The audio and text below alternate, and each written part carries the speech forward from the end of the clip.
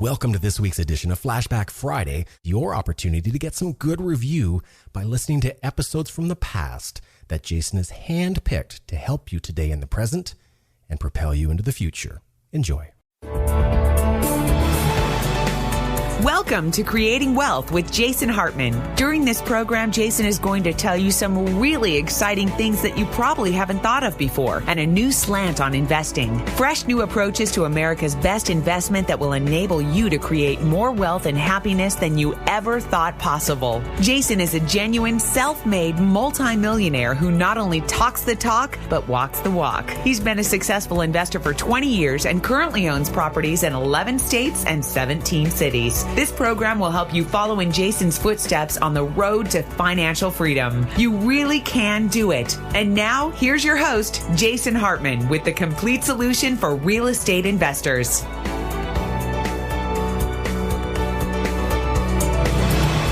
Welcome to the Creating Wealth Show. This is your host, Jason Hartman. This is episode number 394. Thank you so much for joining me today. Really always appreciate having you listen to the show, and a lot of you are listening lately. As you know, we've got listeners in 164 countries, which is awesome, and I notice there's been a lot more downloads lately of the show, so we appreciate your support, and we appreciate you staying tuned to the show and recommending it to your friends and your enemies. Even they need it.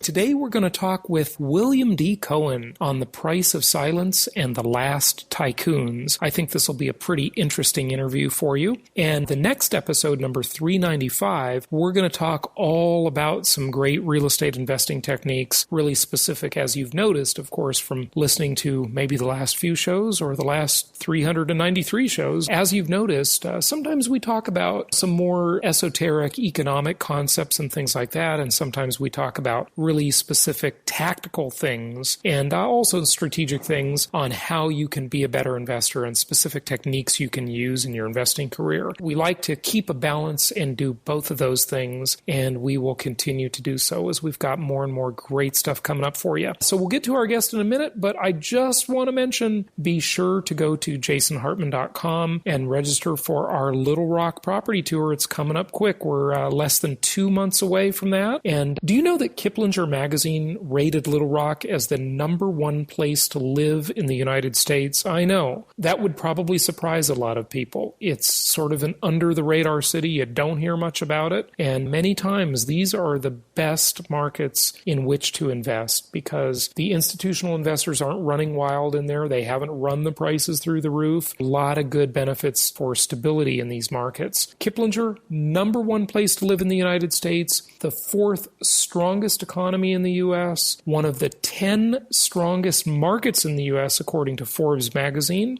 the second cleanest city in the U.S. I wonder what number one is. I'm almost thinking that could be Irvine, where I used to live.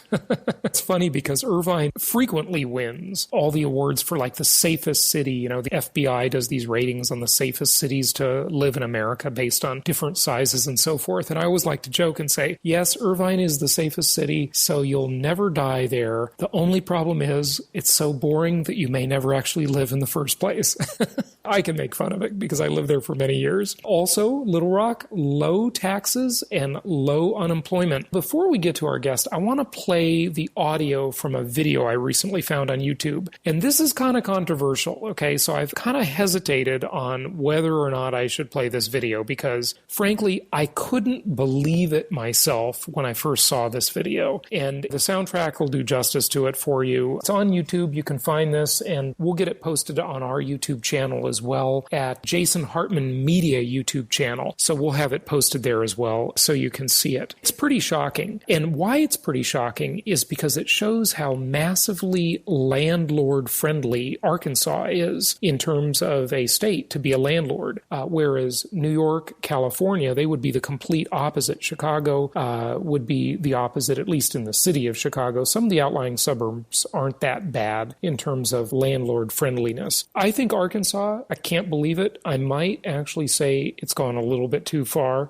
This is a rather amazing soundtrack you're about to hear here. That reminds me, too, of the quote for the day. Here's a great quote for the day as you're thinking of this, because even though the law is so massively in your favor as an investor in this market, it doesn't mean you have to actually use every aspect of the law to be in your favor. But we do like landlord-friendly markets. We like markets where we know the governmental and the legal climate is going to be friendly to our cause. If we have a deadbeat tenant, of course, as a landlord, we want to be able to get them out of there quickly and re-rent the property to a tenant who is going to fulfill their contractual obligations. That's just fair. That's how civilized society works.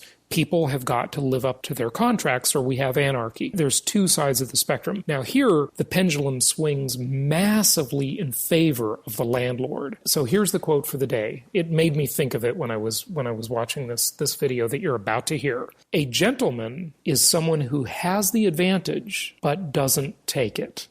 A gentleman is someone who has the advantage but doesn't take it. And that's the whole concept of graciousness, right? And being gracious and being a good ethical person, regardless of what the law may allow you to do. So at least you know going in, when you are a prudent investor in a place like Little Rock, Arkansas, you've got the advantage going in and you've got the law on your side. So you're a lot less likely to suffer from the ills of having a difficult tenant experience. So let's listen to this video and I'll come back on and talk to you some more about it.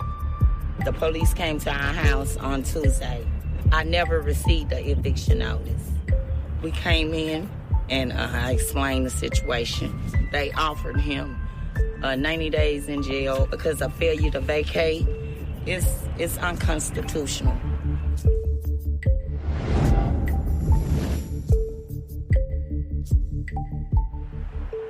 It's a hard life for renters in Arkansas. It's the only state in America with no implied warranty of habitability. Or in other words, landlords are not required to make repairs or maintain their properties. Perhaps more radical, it's the only state where you can be prosecuted, fined, and jailed for not paying rent on time. Every year, more than 2,000 people are charged under Arkansas's failure to vacate law. Dustin Duke is a legal aid attorney. He specializes in representing tenants in failure to vacate cases. Failure to vacate was passed at the beginning of the last century at the bequest of landlords as a easy, cheap method to dispossess tenants of their property with really minimal effort on the landlord's part because the state is taking over that role for them. If a tenant is even a day late on rent, the landlord can begin the eviction process. Tenants are given only 10 days to vacate the property. A conviction can carry a fine up to $100 for each day the tenant remains in the property and up to 90 days in jail. It's just black and white. Is your rent due? Yes or no? Did you pay the rent? If the answer is no, and you haven't gotten out in 10 days, then you can be convicted under the statute. It's a crime. Welcome to this week's edition of Flashback Friday, your opportunity to get some good review by listening to episodes from the past that Jason has handpicked to help you today in the present and propel you into the future. Enjoy. This makes things difficult for the third of Arkansas's residents who are renters and have legitimate concerns about the properties they're occupying. Tenants are required to pay rent even if their landlords aren't maintaining their properties. Arkansas is the second poorest state in America, and the 18% of the population that live below the poverty line are now being swept up into the criminal justice system. Kim Barnes was evicted for being late on rent. They actually fingerprinted me and took a mugshot, like I was a criminal. I said all of this just because of failure to vacate. Barnes claimed she had paid the rent on time, but the landlord refused to take her payment. With me and my situation, I'm going to make sure my kids have a roof over their head. That rent going to be the first thing I pay out. I had proof that I had the money order. She just wanted us out. Under Arkansas's criminal eviction statute, Barnes was given 10 days to move. Despite claiming she moved before the time period ended, her landlord pressed charges for failure to vacate. I had already moved. Once I got my eviction notice and she wouldn't work with us, we just said, okay, we'll move. And then I had to go to court today. He asked me, how do I plead on failure to vacate? And I said, not guilty. Because, I'm not guilty. Because I was out of this woman's place in reasonable time like she asked me to be, after she still wouldn't accept my payment. I have to go back in April. Hopefully by then I have all my paperwork showing what dates I did exactly move out. Challenging a criminal eviction is tricky. If a tenant, like Barnes, wants to plead not guilty and take their case to trial, they first have to pay the full amount of rent that the landlord claims they owe into the court. So there's a real incentive there for the tenant to leave, to get out of the premises, and especially considering that they're now facing a crime. Most of the time, it's just the matter of the tenant getting out. And you might say, well, what's wrong with that? If they owe money, maybe they should get out. But the problem is, the way the system is set up, it allows landlords to abuse the system. The tenant very rarely gets a chance to give their side of the story. You might be withholding the rent because the landlord promised to make repairs. You never get to raise those claims, of course, because this isn't a civil matter. You don't get to raise counterclaims in a criminal lawsuit. But let's just assume that it's just a straight-up non-payment of rent case. Even then, you got to question the wisdom of deciding in this particular case that the state wants to pick up the tab. The state of Arkansas bears the cost of deploying members of law enforcement to serve evictions and providing prosecutors for court proceedings. The only cost to landlords is a small processing fee. That is good news for landlords and their representatives. Jason Bolden is a real estate attorney and a landlord with more than 60 properties. The criminal method is not as radical as it may seem. I've been handling hundreds of evictions over the years. I've never once seen a tenant ever serve a day in jail due to the criminal eviction statute. I would say 90% of all evictions in Arkansas use the criminal method. It's fairly simple and easy and inexpensive. If the tenant is staying in your property and not paying the rent, essentially the tenant's allowed to steal from you. It's a crime akin to a parking ticket. You park at the meter, you don't put any money in to that meter, well, then you can be ticketed. I don't live in my car. Maybe the people who are comparing it to a parking ticket do live in their cars, but this is somebody's home that's being taken away from them, and their conduct is being criminalized. Tenants are sometimes jailed under this statute. Currently, the data on the number of tenants jailed in cases related to Arkansas's criminal eviction statute is not available to the public. In fact, much of the information available about the reality of landlord-tenant relations in Arkansas has not come from the state, but from legal researchers like Lynn Foster. With the landlord-tenant situation, you have kind of the poorest segment of our society being penalized for this behavior, which in every other state is not criminal behavior. I think that's one reason why nothing much has been done and not much attention has been focused on it. In 2011, Foster joined a state-assembled commission of tenant advocates, industry groups, lawyers, and judges to recommend modifications to Arkansas's landlord-tenant law. Their report, released in the winter of 2012, recommended repealing failure to vacate. What the commission recommended unanimously was that a better civil eviction statute be put into place. Then the failure to vacate statute should be repealed by the legislature. The Commission's recommendations were approved by representatives of all parties, most importantly, tenants' rights advocates and both major associations representing landlords and realtors. But implementing the recommendations would prove daunting. My initial thought when I received the Commission's recommendations was that we might be able to turn that into legislation and try to get something passed during the session that we were currently in. It became clear to us pretty quickly that the realtors and the landlords were very vehemently against this issue and would lobby hard against it. I don't think I expected that kind of opposition to happen so quickly and so strongly. It seemed like the recommendations were the result of consensus. The Arkansas Realtors Association proved to have an influential lobby. They circulated a letter around the legislature in opposition to the Commission's recommendations. After that, few lawmakers would consider the proposed changes. In a letter to their membership, the association celebrated that they had stopped the bill. It mentioned that they had fought legislation intended to fundamentally change landlord-tenant practices in Arkansas, and that the municipal eviction process would have been eliminated and warranty of habitability imposed. In other words, evictions in Arkansas could no longer be criminalized, and landlords would be required under the law, like the rest of the United States, to maintain their properties. After repeated requests for an interview or a statement, the Arkansas Realtors Association refused to comment. There is at least one very, very powerful lobby that works on behalf of folks who are landlords, and tenants do not have any correspondingly powerful lobby. On the other hand, of course, if you're counting votes, there are more tenants in Arkansas than there are landlords. About a third of all Arkansans are tenants. So the numbers would be on the tenant's side. The money may be on the landlord's side. Lawmakers in Arkansas meet only for a few months every 2 years to pass legislation. The failure to vacate law won't be debated again until 2015. It's embarrassing for Arkansas to be an outlier in this way, to use law enforcement to enforce a private contract is pretty unheard of. We don't have debtor prisons in the United States anymore. It is not a violation of international rights. Rather, it is simply a tool that allows people to cost-effectively remove a tenant who is failing to pay the rent and admitting before a judge that they have refused to pay the rent and remained in the property. When we're allocating resources, are we really wanting to supplement their profits? Are we really wanting to supplement the landlords when we could use these resources for so many other things or so much better? The tenant, they're intimidated by the process. They don't have lawyers most of the time. And they're facing not only the prospect of owing a lot of money, but even the possibility of jail time. Things come up, kids get sick, parents get sick, you get sick, and stop trying to bring cops into it that really not their big. Their concerns is the streets.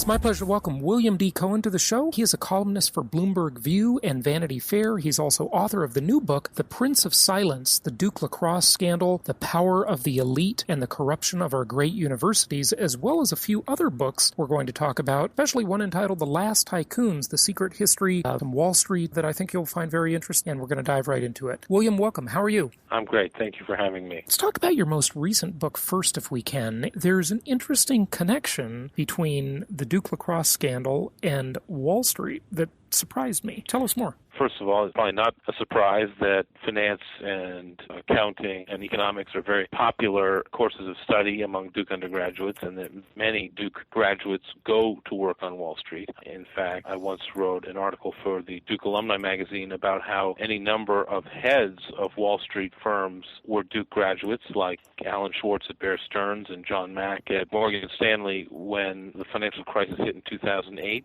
So it's no surprise that Duke sends a lot of graduates to Wall Street. But what I discovered as part of writing this book about the lacrosse scandal is that the part of the compact with young students when they come to Duke to play lacrosse is the idea that if you play lacrosse at Duke, we will help you get jobs on Wall Street. And so there's always been an interesting link generally between lacrosse players and Wall Street. I don't know whether it's because they're team players or they're athletes or they're smart or whatever it is, but there does seem to have been historically a link not only at Duke but generally among lacrosse players who go to Wall Street. But at Duke, it was pretty much understood that if you played lacrosse and you wanted to go to Wall Street, they would help you get a job on Wall Street. And in fact, 2 of the 3 players that were ultimately indicted and then exonerated for any wrongdoing, 2 of the 3 of them work on Wall Street now. And I would not be surprised to discover that a majority of the people on that 2006 team are now working on Wall Street. You had mentioned to me before we started that Duke spent a lot, really was rather mind-blowing, a lot of money on this situation to fix it, to make it go away, if you will. Talk about that, if you would, and then just generally, how would you characterize the state of the American university system nowadays? So maybe I'll take the second part of that first. My 3 previous books were about Wall Street, and I'd spent 17 years working on Wall Street as an M&A banker.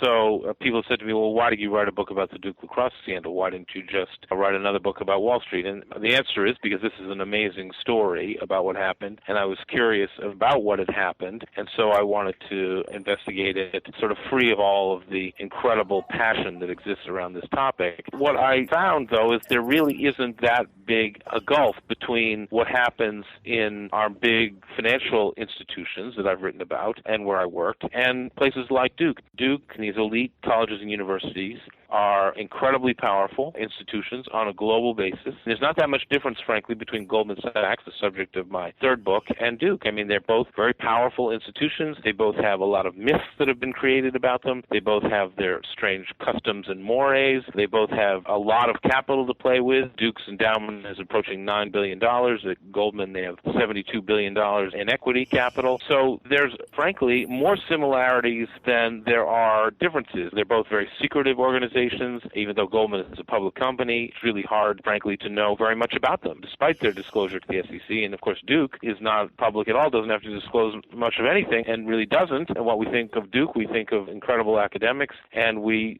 think of the basketball team. So there really isn't that much difference. And, in fact, major universities in this country are really no different than big corporations. They're very powerful, they're very secretive, they've got a lot of money, and they care a lot about their brand. So the state, unfortunately now, is that they are run like businesses, which maybe they need to be run like that. But when you find sort of a gold mine like college Division I athletics, and if you play it at a top level like Duke does in basketball and lacrosse, and even now this past year in football, there's a lot of money. We all know the NCAA basketball tournament generates billions of dollars for the NCAA, and hundreds of millions of that trickles down to the universities. And that's not a pool of money that these organizations are willing to ignore. It's a differentiating strategy for Duke and Stanford to be both strong academically and athletically. That is what distinguishes these two schools from many of the others, and they take that very seriously. It's very interesting that you alluded to that they're run like private businesses. And where I really object is, number one, very few, if any, private businesses have their prior employees donating money, their alumni, if you will. Although you could argue that this is true in maybe like the housing market or anywhere where you've got government-insured loans. But when you look at the university system, I mean, it is just absurd to me, the price of an education nowadays. In my opinion, that's largely the government's fault because they insured student loans and they created this huge pool of money chasing a limited supply of services. And these universities did what any business would do. They hired branding consultants. They made great gyms and things that would attract students. Facilities are extraordinary. Facilities, and they make this whole mystique about them. I think it's just corrupted the whole system. We've got to get the government money out of here, and the tuition prices need to drop to market levels. I've thought about this a lot. I'm trying to think whether it really is a market for college tuition. The fact that it costs $52,000 or $55,000, is that the market forces working, or is that the result of sort of cartel pricing? The fact of the matter is that Harvard could fill the seats in its undergraduate school how many times over? 5, 10 times over? People willing to pay $52,000, $55,000. If they opened it for purely a market bid, it would go well above $55,000. It would probably go very quickly to more than $100,000. If all you had to do to qualify to go to Harvard was to be able to pay the tuition and people could bid in the marketplace for it, I assure you, don't you think that the prices would be much higher than they are now? So believe me, as a parent of 2 kids in college, it's very painful to make those tuition payments because, of course, those are after-tax dollars, and it's an awful lot of money, and it's an awful lot of one's net worth. So I don't like the fact that tuition payments are so high, but on the other hand, one has to step back and say, at least at some colleges and universities, people would be willing to pay to get that branding a lot more than they're charging now. But I'm not sure I understood, because when you said cartel pricing, I thought you were going to mention monopolistic or antitrust practices. And I agree with you that some people would pay more. Wealthy families with dumb kids would pay a lot just to send their kid there so they could get that somehow, get that degree. Wealthy foreigners. Yeah, foreigners for sure. But I do agree that there is an element of cartel pricing because they seem to all raise their prices in lockstep. They never explain themselves. You just get a note saying, oh, by the way, the Board of Trustees has announced that we're increasing tuition 5% next year. Yeah. If you don't like it, you can do exactly zero about it. Yeah. It's amazing to me with all the modern technologies that the cost has not dropped dramatically. I mean, I know college kids who are taking online courses. What does that cost the college? It's completely scalable. It's amazing, when you can go get the same education at the Khan Academy for free. You just can't get the degree. But of course, it's about branding. It's about resume building. And the Khan Academy doesn't have the same cachet as Duke or Harvard. I agree. And people are willing to pay for that because they think it makes a difference in the job market. And it does. We'll see whether it does or not. And it might still, but it could be changing. Yeah. I hope that changes. You talk about the elitist bad boy attitude that plagues many of these campuses. What's going on there? clearly an epidemic, and it's not only at Duke. I mean, every day we see more stories in the paper. For the last 2 weeks, we've been sort of inundated with sexual assault stories on campus, whether it's the result of President Obama's task force that he pulled together in January, but every day we see more examples of bad behavior on these college campuses, and in the back of my book I list 10 or 15 different examples, whether it's at Vanderbilt or Harvard or Yale or Princeton or Wesleyan or Amherst or the Naval Academy or American University, where there have been incidents of sexual assault that leave everybody extremely dissatisfied with the outcome. And so this seems to be a rampant behavior, and as I explain it in my Duke book, clearly with the lacrosse players who were put on a pedestal at Duke, they make up 1% of the undergraduate population, but were responsible for something like 25% of one kind of bad behavior or 50% of another kind of bad behavior that got reported, and the coaches didn't do anything, the administrators didn't do anything. And so when this incident came along, they probably thought, well, we can do whatever we want with impunity. And so if we want to have a party all day where there's underage drinking, then we'll do it. If we want to hire strippers to come and perform for us for 2 hours and pay them $400 each, we'll do it. What they didn't bargain on, of course, is what happened after that. But unfortunately, I think with the drinking age being 21, forces administrators at colleges and universities to turn the other cheek and to pretend that this isn't happening, or they do take steps to try to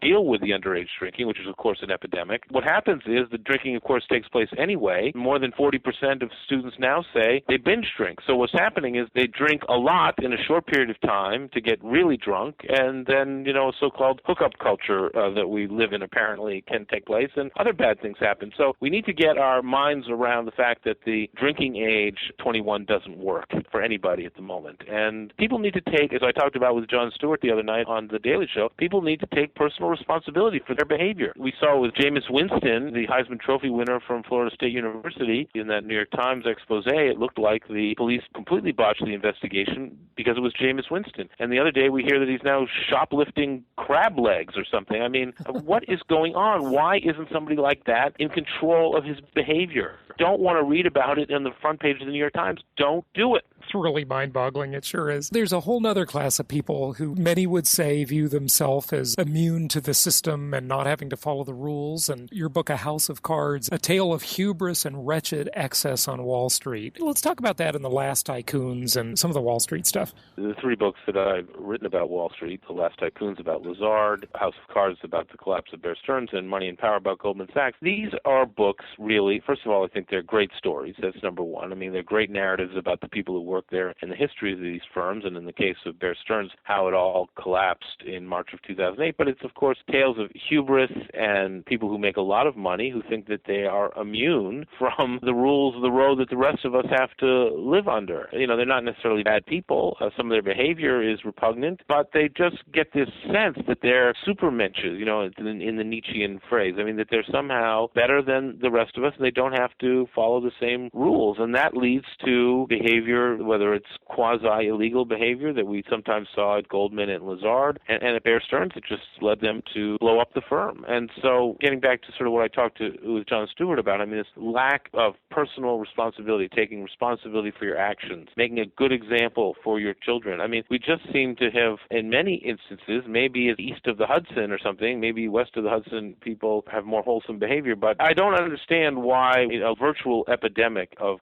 bad behavior, and not just in finance, and not just on college campuses, but in sport. Look at the whole disgusting episode with the owner of the Los Angeles Clippers. The fact that this still goes on in this day and age continually blows my mind. I mean, it's a full employment act for me, because I'll be able to continue to write about this kind of crazy behavior, but I really don't understand why people behave this way when they know better. It's incredible. Look at the rash of insider trading. I mean, Preet Bharara, the U.S. Attorney in the Southern District of New York, has an 80-0 record. He is undefeated in prosecuting insider trading cases since he took over that office. How can you, in 2014, engage in anything remotely that looks like insider trading is beyond me. Well, I would agree with you. I wonder, though, how much of it is just a symptom of, in some ways, us having a better media today. And I'm not saying that the media per se is better. Of course, we're both members of the media to one extent or the other. But, with the internet and the blogosphere and podcasting and so forth, a lot more of this stuff kind of leaks than it used to with social media, etc. The stories grow, and I think a lot of them were just unknown before or unreported. We live in this famous 24/7 media cycle, and Sarah Palin refers to it as the lamestream media. No question, in like the Duke Lacrosse case, the whole thing was incredibly inflamed by the media and the cable news channels that just took to this like a duck to water and couldn't get enough of it. I mean, it was literally the combination of Flight 370 and Bridgegate all wrapped into one for a period of time there for about a year. And there's no question that it used to be that there were 3 networks and you had the nightly news was a half hour. You had to be very selective about the stories that you put on. Now, between Fox and MSNBC and CNBC, I mean, it could be all day and night. Bloomberg, all day, all night. Anytime anything happens, it's going to find its way on, and they're going to run with it. Look at CNN with the plane, with the jet. I mean, even though there's literally nothing to report, they're continuing to report. Mm-hmm. There have been some really funny parodies of the CNN reporting about Flight 370. Just we have nothing to say, but here we are again. That's what happened with the Duke Lacrosse case. There always seems to be 1 or 2 stories that are in the sweet spot for these guys, and they just go after it on a continuous basis. Can have a detrimental effect on the situation. Not that they care about that, but I mean, it can really be detrimental. Anything else you'd like to share? You'd like people to know? Your hopes or predictions for the future on any of this? Whatever you'd like to kind of wrap up with. One of my themes lately is that despite all the complaining that goes on from Wall Street executives, I think in many ways we're about to enter into a golden age of Wall Street again, because there's very little competition. Their cost of goods sold, i.e. their cost of money, is close to zero. The economy is improving, and when the economy improves and there's very little competition, then firms like Goldman Sachs are just going to do incredibly well. That doesn't mean I would invest in Goldman Sachs, but if you're a Goldman Sachs employee, you're lucky enough to get a job there, you'll probably make a lot of money in the next 5 years. The problem with the whole game of investing in someone else's company or someone else's deal is that the insiders, they get all the money before it trickles down to shareholders.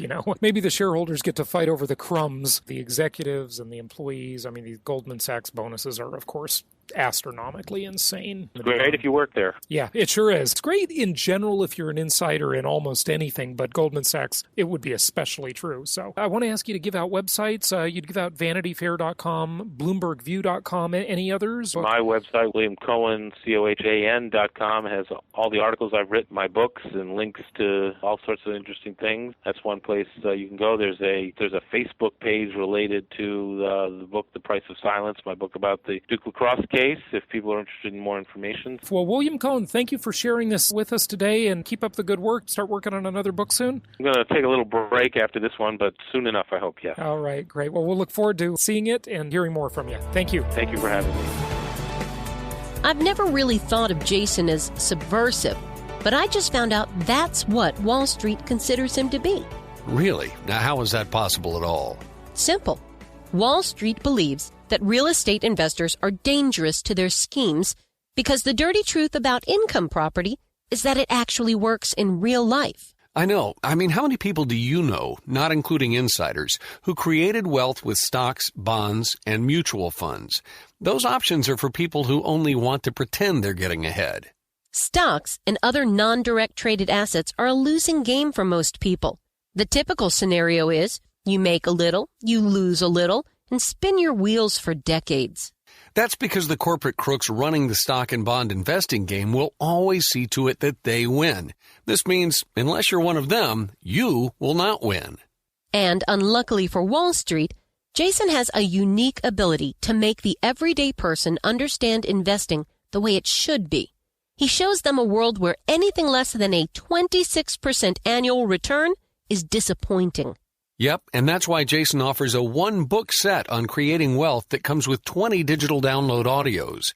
He shows us how we can be excited about these scary times and exploit the incredible opportunities this present economy has afforded us. We can pick local markets untouched by the economic downturn, exploit packaged commodities investing, and achieve exceptional returns safely and securely.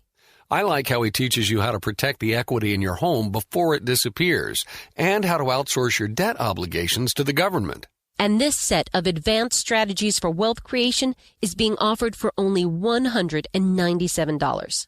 To get your Creating Wealth Encyclopedia Book 1, complete with over 20 hours of audio, go to jasonhartman.com/store.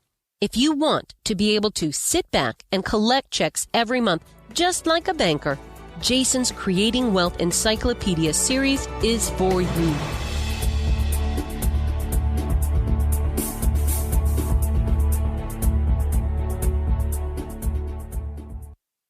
This show is produced by the Hartman Media Company, all rights reserved. For distribution or publication rights and media interviews, please visit www.hartmanmedia.com or email media@hartmanmedia.com.